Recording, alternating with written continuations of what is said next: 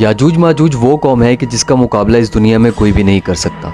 ये समंदर से गुजरेंगे तो उसका पूरा पानी पी जाएंगे, ये ज़मीन पर चलेंगे तो वहाँ पर शर और फसाद और तबाही फैलाएंगे, और एक वक्त ऐसा भी आएगा कि जब पूरी ज़मीन इनकी लाशों से भर दी जाएगी। दज्जाल और यहूदियों को कत्ल करने के बाद हज़रत ईसा अलैहिस्सलाम सलीब को तोड़ देंगे, खिंजीर को कत्ल कर देंगे, कुफ़ार से किसी किस्म का जिज़िया कबूल नहीं किया जाएगा, या तो वो इस्लाम कबूल करेंगे या तो उनको कत्ल कर दिया जाएगा। इसके अलावा कोई दूसरा हुक्म नाफिज नहीं होगा।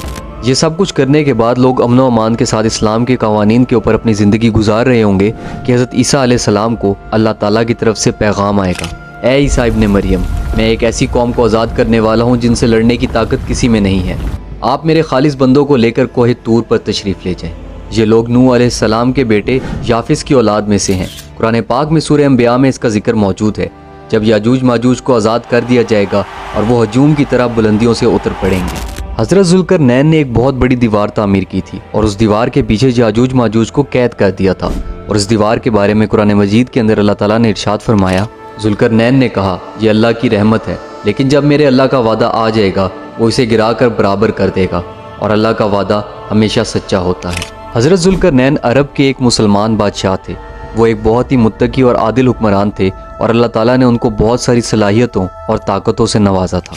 एक बार उन्होंने अपनी फ़ौज के साथ 3 सिमतों में सफ़र किया, एक मशरिक़ की तरफ, फिर मगरिब की तरफ और फिर शुमाल की तरफ। मगरिब की तरफ सफ़र करते हुए वो सूरज ग़रूब होने वाले मकाम तक जा पहुँचे। वहाँ उन्हें कुफ़ार की एक कौम मिली। ज़ुल्करनैन को इख्तियार दिया गया कि वो चाहें तो उस कौम को कुफर की वजह से सज़ा दें और चाहे तो नरमी का बर्ताव करें। आपने दूसरा रास्ता इख्तियार किया, आपने उनके साथ नरमी की। फिर आपने मशरिक़ की तरफ सफ़र किया, हत्ता कि आप उस मकाम तक जा पहुँचे जहाँ सूरज उभरता है। वहाँ भी आपका वास्ता एक कौम से पड़ा और आपने उन्हें सज़ा देने के बजाय नरमी का रास्ता इख्तियार किया। जब आपने जनूब की तरफ सफ़र किया तो आप 2 पहाड़ों के दरमियान जा पहुँचे। वहाँ एक कौम ने आपसे शिकायत की कि पहाड़ की दूसरी तरफ याजूज माजूज कौम आबाद है जो उन पर हमला करते हैं, लूटते हैं और खून खराबा करके भाग जाते हैं। उस कौम ने जब हज़रत ज़ुल्करनैन अलैहिस्सलाम की ताकत और हैबत को देखा तो उन्होंने हज़रत ज़ुल्करनैन अलैहिस्सलाम से दरख्वास्त की कि वो उनके और याजूज माजूज के दरमियान में एक दीवार बना दें जिससे वो याजूज माजूज के जुल्म सितम से बच जाएं। और इस काम के लिए उन्होंने हज़रत ज़ुल्करनैन अलैहिस्सलाम को बहुत ज़्यादा मालो दौलत की भी पेशकश की, लेकिन हज़रत ज़ुल्करनैन ने मालो दौलत लेने से इनकार कर दिया। अलबत्ता लोहे के बहुत बड़े बड़े तख्तों से एक दीवार तामीर कर दी। उस दीवार की मोटाई 60 गज थी। हज़रत अबू हुरैरा रज़ियल्लाहु तआला अन्हु से रिवायत है कि याजूज माजूज ये दीवार तोड़ने की कोशिश करते रहते हैं, हत्ता कि वो इस मकाम तक जा पहुँचते हैं कि उन्हें दूसरी तरफ की रोशनी नज़र आने लगती है। फिर वो ये कहते हुए घरों को रवाना हो जाते हैं कि वो कल आके इसको तोड़ेंगे, जबकि अल्लाह उस दीवार की मोटाई को फिर बराबर कर देता है। अगले दिन वो दोबारा तोड़ना शुरू कर देते हैं। अल्लाह जब तक उनको कैद रखना चाहेगा ये सिलसिला चलता रहेगा। जब अल्लाह ने उनकी आज़ादी का फ़ैसला किया तो उस दिन के आखिर में वो कहेंगे, कल इंशाअल्लाह इसको तोड़ देंगे। अगले दिन वो दीवार को उसी हाल में पाएंगे जैसा कि छोड़कर गए थे और वो उसको तोड़कर भाग निकलेंगे। मुस्लिम शरीफ की एक हदीस के मुताबिक वो ऐसे मजबूत और ताकतवर लोग हैं जिनसे कोई शख्स नहीं लड़ सकता। उनके चेहरे ढालों की तरह चौड़े और आंखें छोटी हैं। दज्जाल को कत्ल करने के थोड़े ही अरसे के बाद हज़रत ईसा अलैहिस्सलाम को ये खबर मिल जाएगी कि याजूज माजूज को आज़ाद कर दिया गया है, तो आप अलैहिस्सलाम अल्लाह ताला के हुक्म से मुसलमानों को लेकर कोहे तूर पर चले जाएंगे, क्योंकि उस वक्त इस दुनिया के अंदर किसी इंसान के अंदर भी याजूज माजूज से लड़ने की ताकत नहीं होगी। याजूज माजूज हर बुलंदी से कत्लो गारत और तबाहियों पर बादी फैलाते चल पड़ेंगे। ये जब बहरे तिब्रिया से गुजरेंगे जिसकी लंबाई 10 मील है तो उसका सारा पानी पी जाएंगे और उसको देख कर कहेंगे कि यहाँ पर कभी पानी था।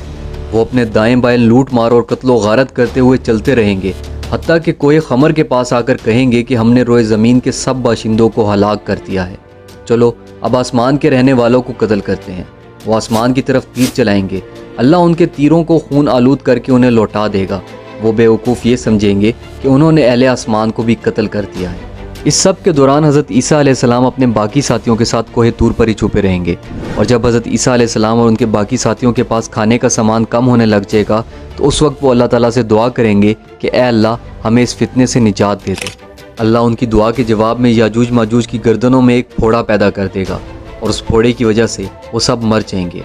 और फिर एक सुबह जब मुसलमान उनकी आवाज़ नहीं सुनेंगे तो कहेंगे कि क्या सूरत हाल मालूम करने के लिए कोई शख्स अपनी जान की कुर्बानी दे सकता है। तो उनमें से एक शख्स रज़ाकाराना तौर पर यह सोचता हुआ नीचे उतरेगा कि अब वो कभी नहीं वापस जा सकेगा।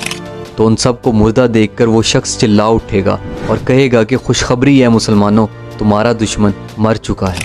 हज़रत ईसा अलैहिस्सलाम जब अपने साथियों के साथ नीचे उतरेंगे तो देखेंगे कि ज़मीन याजूज माजूज की लाशों से भरी पड़ी है।